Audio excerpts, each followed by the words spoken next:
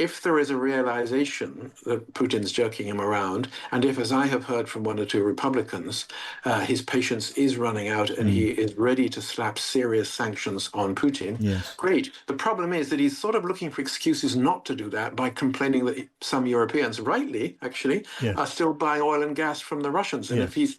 if he sees the Russians doing that, and not just his friends, Orban and so on, but others, French and I think Italians and so on, still buying Russian energy, he's got a kind of excuse for saying, if you lot won't do it, then why should I? Now, let us get a veteran British diplomat's take on what we heard and checkers between the President and the Prime Minister earlier. Well, among the things that we heard was Donald Trump telling us that his patience might be running out with the Russian president, not something we haven't heard in the past. Have a listen. Well, he has let me down. I mean, he's killing many people, and he's losing more people than he's killing. I mean, frankly, the Russian soldiers are being killed at a higher rate than the Ukrainian soldiers. But, he said, let me down. I don't like to see it's death. It doesn't affect the United States. We have, other than unless you end up in a world war over this thing, you could. This was a thing that would have never happened had I been president. If I were president, it would have never happened. Donald Trump. Now, Sir Peter Westmacott is the former UK ambassador to America. Hello, Peter. Welcome. Thank you very much, John. Good to be with you. It's good to have you here. Now, I will come to Ukraine, but let me ask you in broader terms, first of all, did you consider that was a successful meeting, a successful news conference? And if you did, could you just define success? Is that one for me? That is definitely one for you.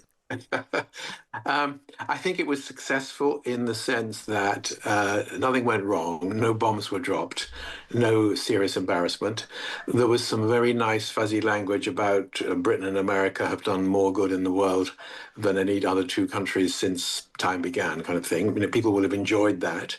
I think that the bilateral mood was obviously excellent, and President Trump enjoyed, the pomp, the protocol, the carriage ride, the banquet, all those things that we do very well in this country. It went down, I think, extremely well. Number 10 have been making a lot, understandably, about the tech, the investment, yes, the potential for hundreds of billions to be spent by American companies in Britain. I mean, you never really know how real that is, and ultimately it'll depend on boards of directors and shareholders. But it's all a good sound at a time when we have zero growth and rising inflation here in the United Kingdom. So not surprisingly, they're very pleased about that. But on the foreign policy stuff, as you were just suggesting, not much movement and not much meeting of minds on Israel, Gaza, recognition of a Palestinian state.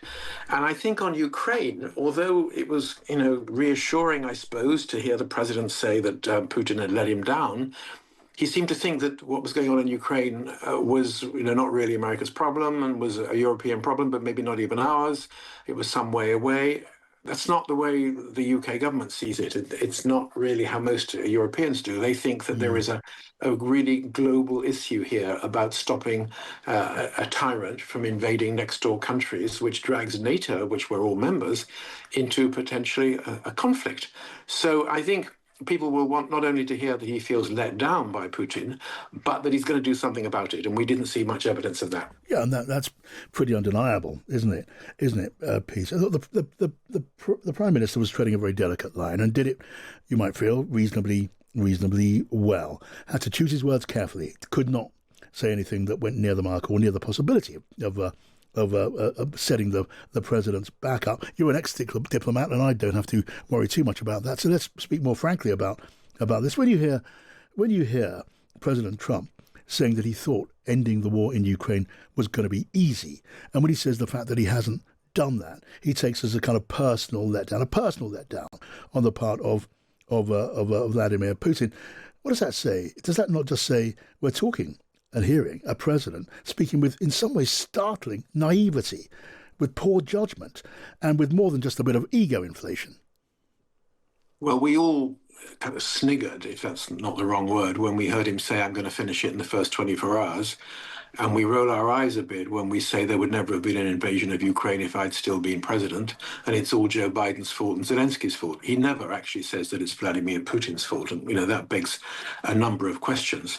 So was it naive? Was it just a sense of his own ability to get things done, which was not realistic? He went on a riff, as you may have heard this afternoon, saying he'd stopped 6 or 7 wars single-handedly. Yes.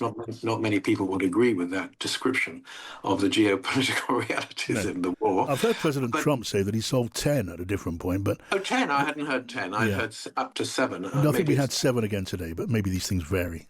Yeah.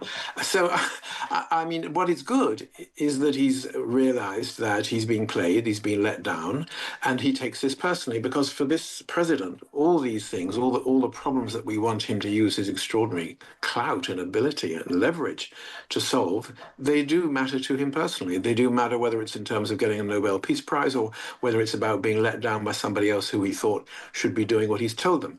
If there is a realization that Putin's jerking him around, and if, as I have heard from 1 or 2 Republicans, his patience is running out and he is ready to slap serious sanctions on Putin, great. The problem is that he's sort of looking for excuses not to do that by complaining that some Europeans, rightly actually, are still buying oil and gas from the Russians. And if he sees the Russians doing that, and not just his friends, Orban and so on, but others, French and I think Italians and so on, still buying Russian energy, he's got a kind of excuse for saying, if you lot won't do it, then why should I? Yes. But it feels a bit like prevarication, and we all know, and he knows, that if anyone's going to have an impact on Putin's behavior, it is him, far more than any European statesman, I'm afraid. Yes, I mean, it does, doesn't it, sound a lot more like prevarication than a statement of justification. If the president is waiting for Slovakia and Hungary and Turkey to just stop buying Russian oil and waiting for the European Union countries, which buy, I think, 12% of Russia's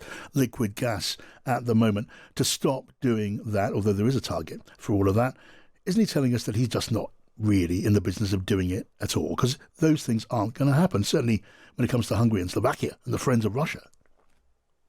Friends of Russia and friends of Putin. So he's not likely to, and they, by the way, are the back markers for the European Union doing anything collectively, as we know. So you may be right, but I think it's, is it an excuse for doing nothing, or is it just saying, why should I do it when nobody else will? Because he's very hung up on this whole idea of fairness. Why should I do something when somebody else is not doing it? He likes to have a deal which is good for himself and good for America. It's not going to happen, is it? But if all the Europeans suddenly did stop buying Russian energy, and the Turks too, who by the way are not under any obligation to sanction Russia at the moment, but if they all stopped buying oil and gas from Russia, then he would have no excuse, and maybe at that point he would be prepared to apply some sanctions. But the problem at the moment, fundamentally, is that I don't think he sees this as being a real American problem. He doesn't see this as a threat to European security generally, and he doesn't see European security as being something which is of real importance to the United States, whereas we do. We think it is all wound up together for a whole lot of different reasons, that America's security is indeed linked very closely to European security. All right, so Peter Westmacott, former British ambassador to America, thanks so much for joining me. Good to talk to you. Thank you.